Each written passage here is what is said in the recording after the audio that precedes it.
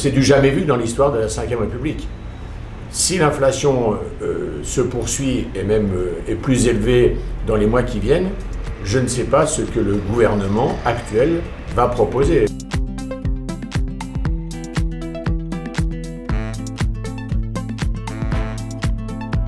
Alors cette indemnité, en fait, c'est un chèque, c'est un peu l'État Père Noël, l'État je dépense à tout va, puisque c'est un chèque de 100 € qui doit être distribué à 38 millions de Français. Donc simple opération, ça coûte 3,8 milliards pour les finances publiques.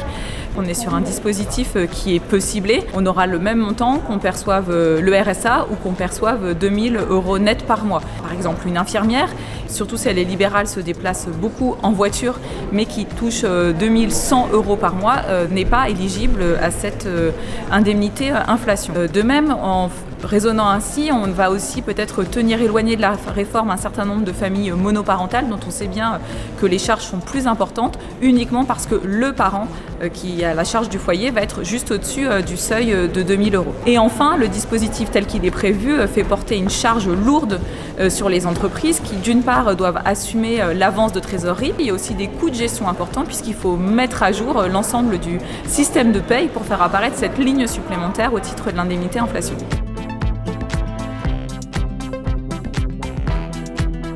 Le Sénat a voté un dispositif pour le coup mieux ciblé et qui apporte une aide plus importante aux bénéficiaires et qui coûte moins cher pour les finances publiques. Le coût global du dispositif est d'1,5 milliard. Les bénéficiaires toucheront un chèque de 150 €. Il repose notamment sur une bonification de la prime d'activité. Donc les bénéficiaires des minima sociaux, les étudiants boursiers, les invalides, toutes celles et ceux qui ont des bas salaires qui rentrent dans le revenu d'activité seraient ou seront bénéficiaires de ces 150 €. En ciblant mieux, on vise plus juste, on vise les familles, raison pour laquelle on a ciblé sur le revenu d'activité, c'est-à-dire des personnes qui sont aujourd'hui clairement identifiées, c'est entre 10 et 11 millions de personnes et de foyers.